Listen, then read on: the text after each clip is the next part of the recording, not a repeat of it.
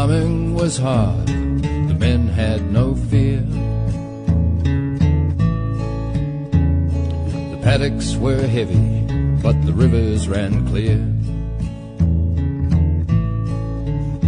And it rained every day for what seemed like a year. And on Sundays we'd go to church, and then we'd go for a beer. You can always go home, but you can never go back. 17 miles down the old gravel track. The farmhouse is still standing some 60 years on, and the Kaukapakapa band is still playing that song.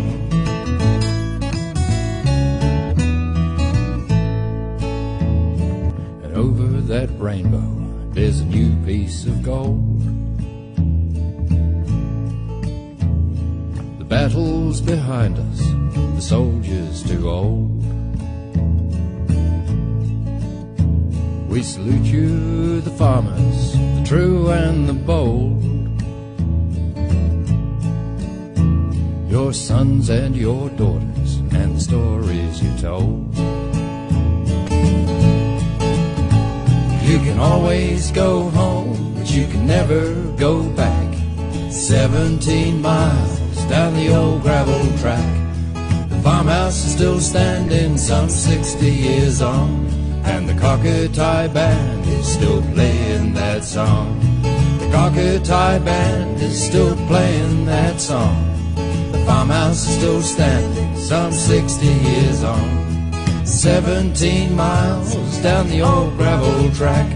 You can always go home, but you can never go back. You can always go home, but you can never go back.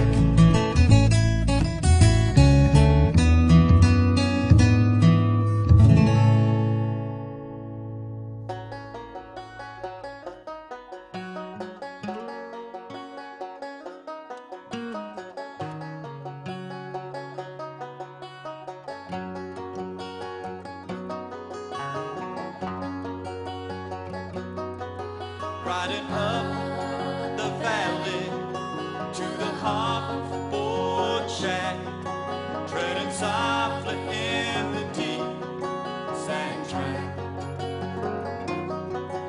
I can see silence from the porch, looking out westward to the lamplit door. Won't you come outside? Won't you come outside and drink the water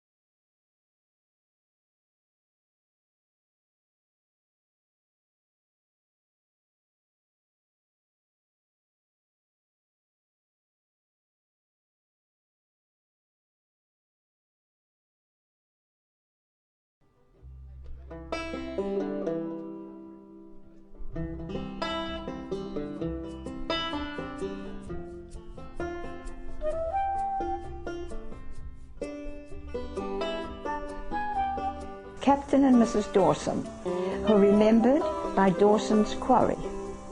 William Dawson went to sea at 14. By the time he was 24, he'd captained 3 ships. Obviously, he had strong leadership qualities. In 1860, both aged 30, they left England and bought 200 acres of bush in Stony Creek Road, where he created a model farm. He called it Phoenix Farm, after their immigrant ship. He grew wheat among the tree stumps and built a flour mill for the settlers.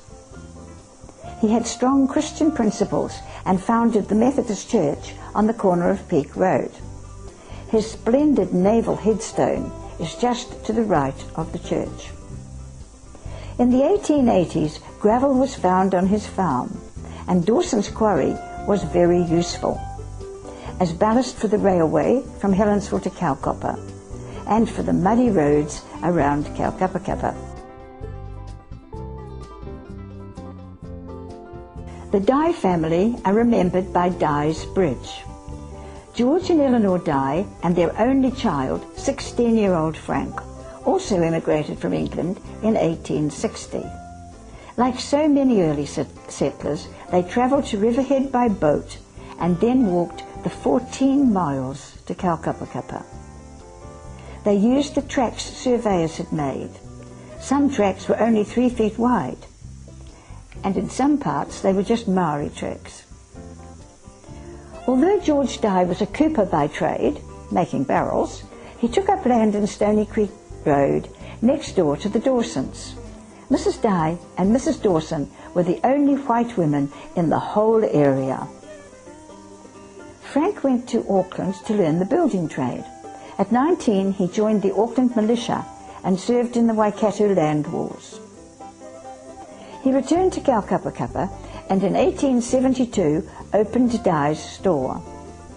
Later he added a gum store and butchery. Frank was not only the storekeeper, the postmaster and the coroner, but on Sundays he played the organ at both churches, the Methodist Church at one end of the settlement and the Presbyterian Church at the other end.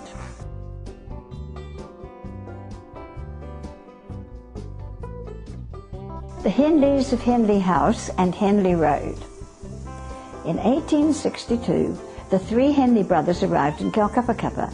They were the sons of a Methodist minister in England. Morris Henley had a degree from Sheffield University and knew Greek, Hebrew and Latin, an unlikely qualification for a pioneer farmer. He brought a large collection of books with him and ran a library in his home until the first school was built. He donated land for the Methodist Church and built a house for the minister on what is now Henley Road. He also donated land for the Kaukapakapa Hall on its original site. In 1888 he married Eliza and built Henley House. 3 generations of Henleys lived there and kept it in its original condition. It's now listed by the Historic Places Trust. Morris Henley's brother was the chief recorder of Hansard in the Parliament at Wellington.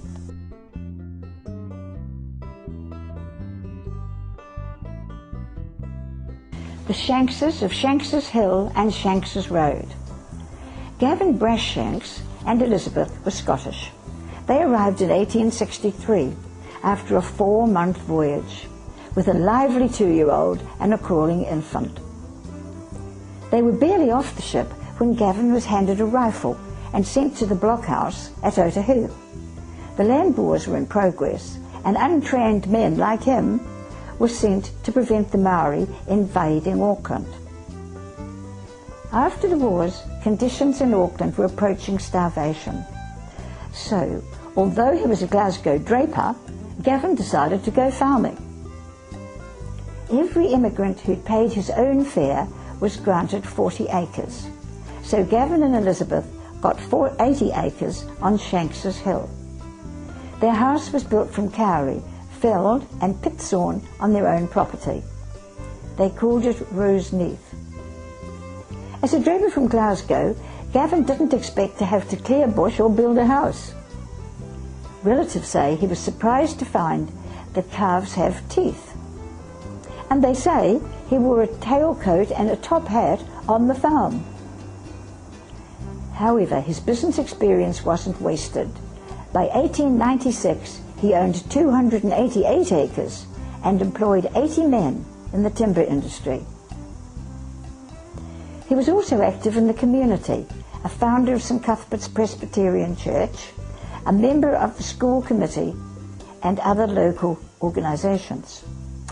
Meanwhile, Mrs. Shanks added 7 children to her 2 Scottish ones. They all married locally. 114 years later, after their arrival, this couple had 400 descendants.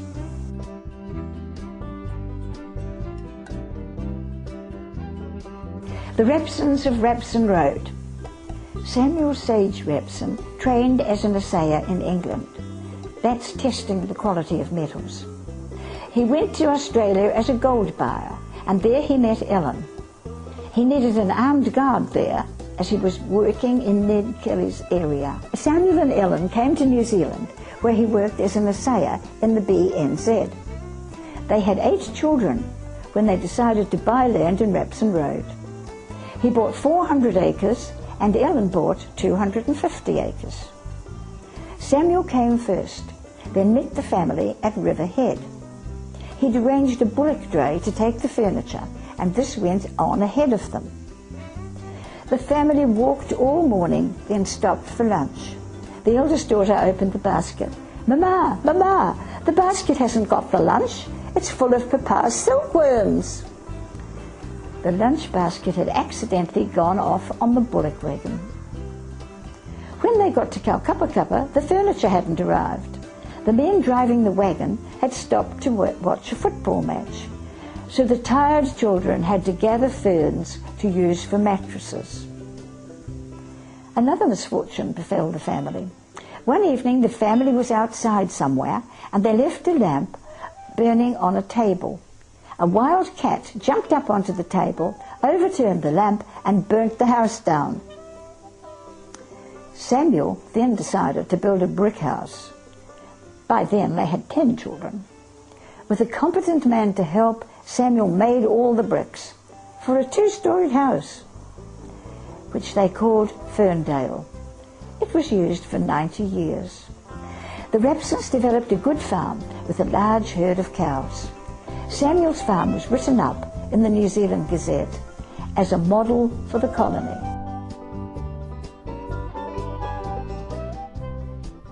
The Drinnans of Drinnan Road and Drinnan's Hotel. Like the Shanks, William and Janet Drinnan were a Scottish couple. They embarked with 6 children, but one little daughter died of measles during the voyage. Outbreaks of disease in the crowded immigrant ships often killed children. They settled in Kaukapakapa, but finding times hard, William decided to try his luck at the Hokitika gold diggings. Eventually, Janet had a letter saying he'd struck it rich and was starting for home. But he was never heard of again. Was he drowned or robbed and murdered? Meanwhile, 3 of the sons had established a bullock wagon carrying business between Kaukapakapa and Riverhead. Janet kept the store and later added a gum store and butchery. Janet was a woman well ahead of her time. She purchased large amounts of land. Her inland road property was called Lochnorrie, after a place near her home in Scotland. Later, there was a Lochnorrie school there. In 1883, she had the Bridge Hotel built in South Avenue. Later, this was known as the Drinnan Hotel and was the second licensed hotel in Kaukapakapa. 2 sons bought all the land from our memorial stone right out to the Waitoki School. After 117 years after their arrival, William and Janet had 600 descendants. At one stage there were so many young Drinnans and so many young Shankses that they held an annual rugby match.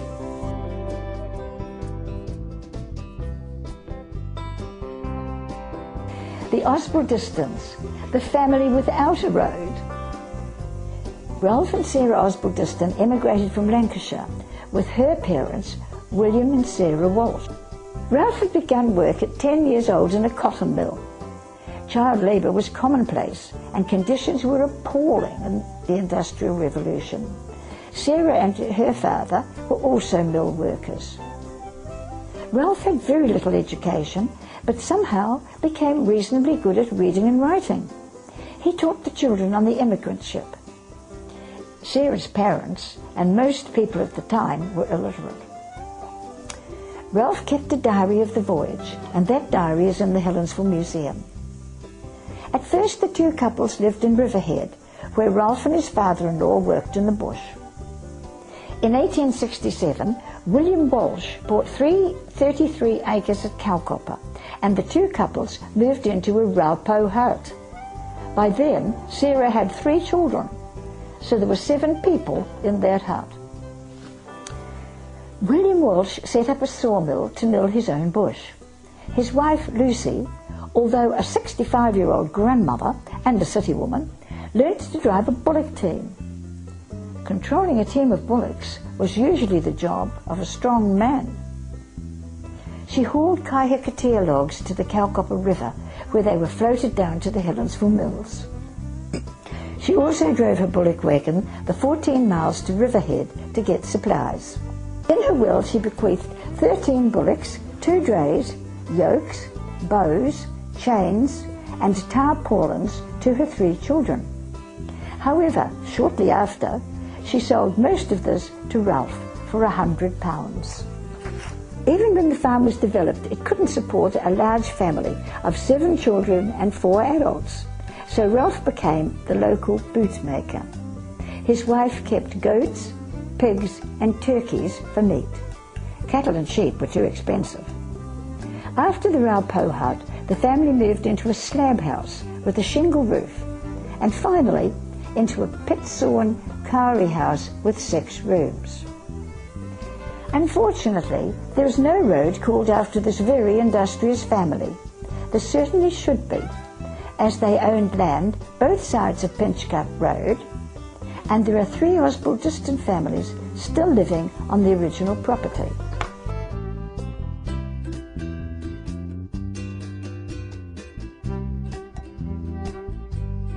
The Sinclairs are remembered by Sinclair Park and Sinclair Road.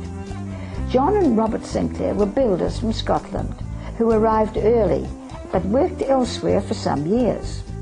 Robert Sinclair bought Edenvale in 1867, which has been subdivided in recent years by the Jordan family. Mrs. Wynne Jordan gave her name to Wynne Close. A few years after Robert bought Edenvale, his brother John bought the next door farm and named it Sunnyside. Both men developed attractive farms.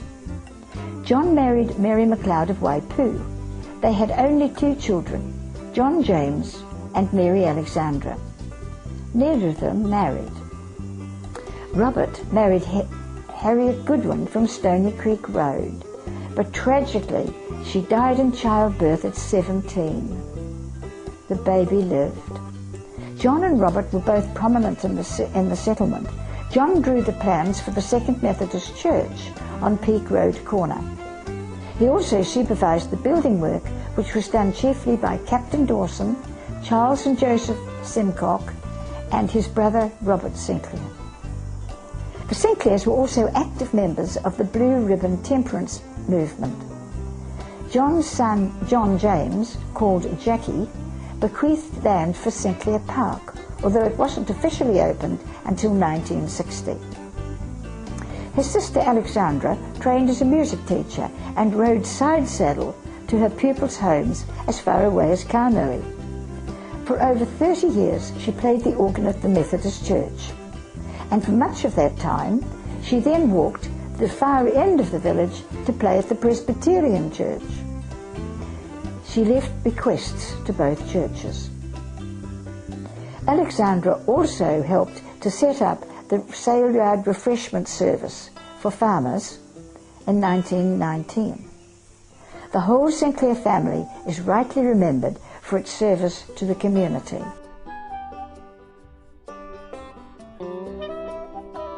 The Dormers of Dormer Road. Frederick Henry was the first Dormer to settle in Peak Road. He was brought to New Zealand as a 2-year-old boy by his parents. Fortunately, his grandparents didn't come. The grandfather was a bell hanger by trade. Not much work for a bell hanger in New Zealand in the 1860s. When young Frederick Henry was 21, he married 18-year-old Mary Golden from Kānui. They rented a house on 100 acres in Peak Road. Much later, 70 acres of this 100 acres was sold to the golf club.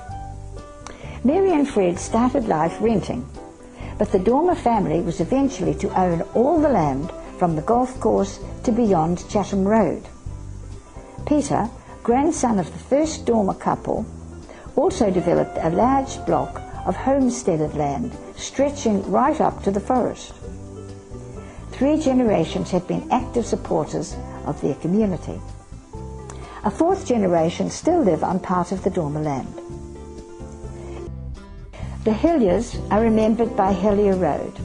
William Hillier bought 400 acres around Flat Top at Wainui. He drove bullock teams over clay roads for over 30 years. He donated a large kauri to build the Wainui Church, which was also the school and the post office. William and Eliza had 5 children, including 2 sons. The older son, William, bought 2,000 acres from the Kauri Timber Company. This land bordered Kānui and Makarau. He married Charlotte Shaw, had 3 children and built a house in Kānui. He also had his own bullocks. His logs were floated down the Makarau River to the Kaipara Harbour, or loaded onto a railway siding just north of the Makarau Tunnel. There was also a wooden tram line which took logs through a tunnel to the Kaipara River. When the kauri was cut out, he began the arduous task of breaking in his 2,000 acres. The 3rd and 4th generation still live on that land. Now William had a brother called George. George was also a bushman and later a farmer. He and his family took over the father's farm at Flat Top. But the journey from Waitakere, where they lived, was arduous. They travelled by train to Kaukapakapa, then 7 miles to Wainui by horse and wagon, and from there to Wainui on what was only a clay track. Finally, they travelled by horse and gig the 2.5 miles to the farm. The 2 children attended Wainui School, which was also the church, but the school was open only 3 days a week. George was a bushman. He felled a huge totara for the bridge at Upper Waiwara. With a neighbour, he pit-sawed his own kauri and built his own house. In 1977, there was a Hillier reunion at the Wainui Church. Fittingly, a kauri was donated by David Bailey, great-grandson of George Hillier, and a plaque was unveiled by Isa Colgan, daughter of his brother William Hillier.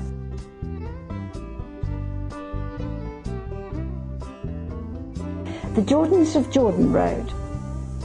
Bert Jordan and his father bought Jordan's Island in 1901. Harriet Jordan and her 4 children were brought to the island by cutter. Access was only by boat. Bert had a causeway built, linking the tiny islands to the clay road on the mainland. This causeway was very poor and really only used in summer. Bert and Harriet finally had 6 children. Harriet was a teacher and determined that her children would have a proper education.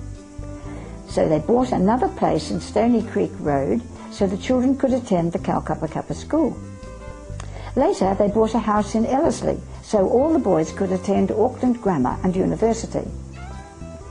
4 sons qualified as lawyers and 1 became a doctor. Owen was the only exception.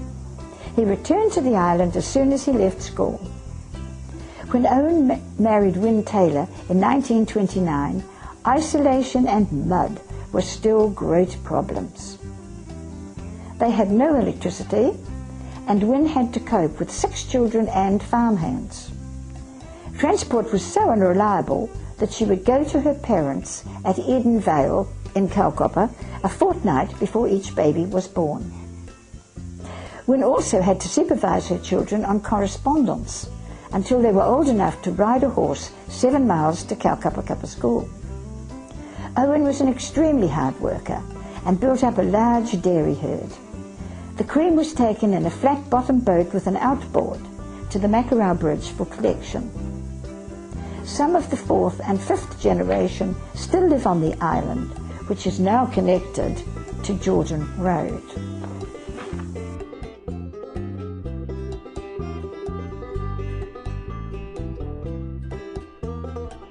The McLaughlins of McLaughlin Road. Alexandra and Janet McLaughlin were a Scottish couple with 5 children. Alec was a stevedore. Janet had poor health and was advised to go to a warmer climate. They chose New Zealand as he had a brother here. Alec had a background in horticulture, so got a job with the Tung Oil Company. Next he bought 450 acres next to the company's land. He called his place Glencoe, after the famous glen near their home in Scotland. Later he bought 280 acres from the failing company.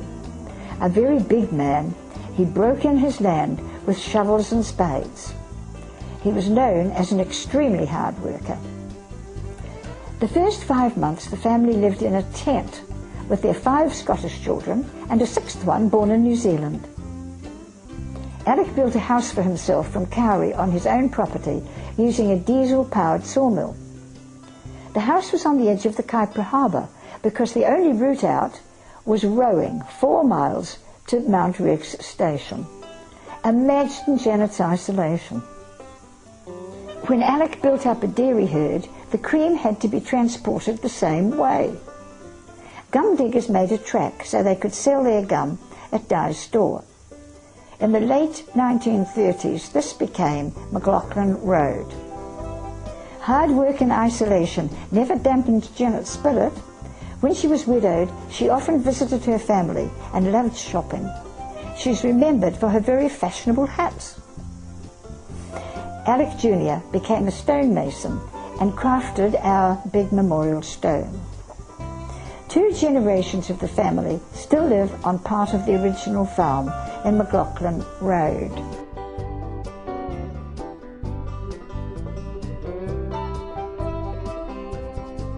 The Adams of Adams Road. When Captain James Adams and his wife Hannah arrived in New Zealand, they had only 2 children, as one daughter had died on the voyage. They were to have 5 more children. The family reached Howick in 1875.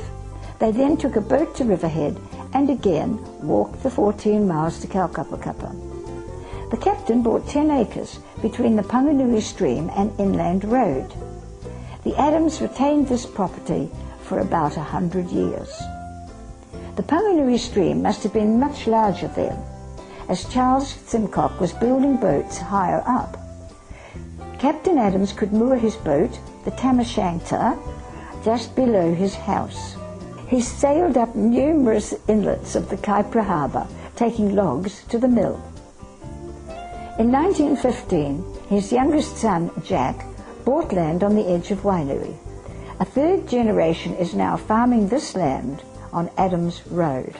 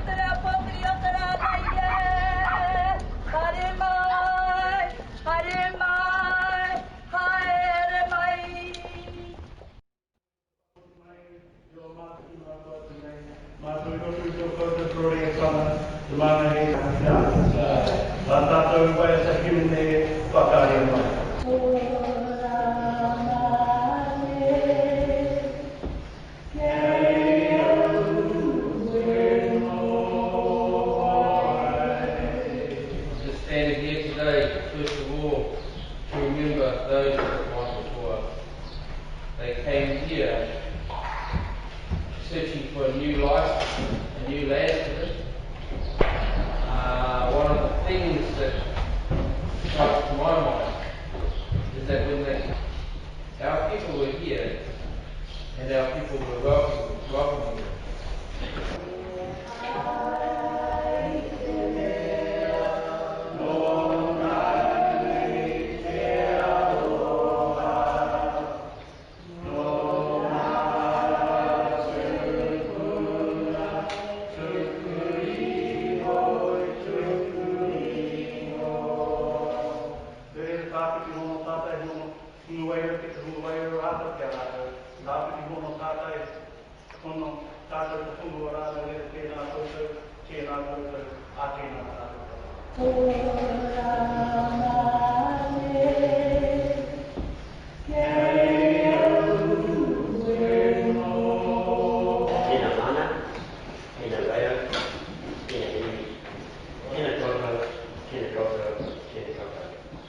This morning is a time to give thanks, and thank you so much for your welcome. Last couple of days we've enjoyed hearing the privileged position that we have in Kaukapakapa, and we give thanks this morning to our settlers that made it for us to a land to enjoy.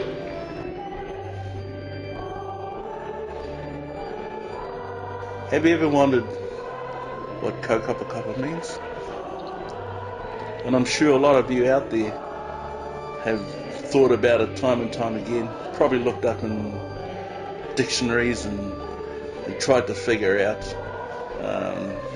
the true meaning of Kaukapakapa. Well, let me tell you that it doesn't mean a cow kicking two policemen in the butt. No, it doesn't mean two cows riding a push bike with two copper pennies as wheels. No, no, no, no. Let me tell you that I'm going to put it right, put the record right here and now. It actually means the flapping of a bird's wings.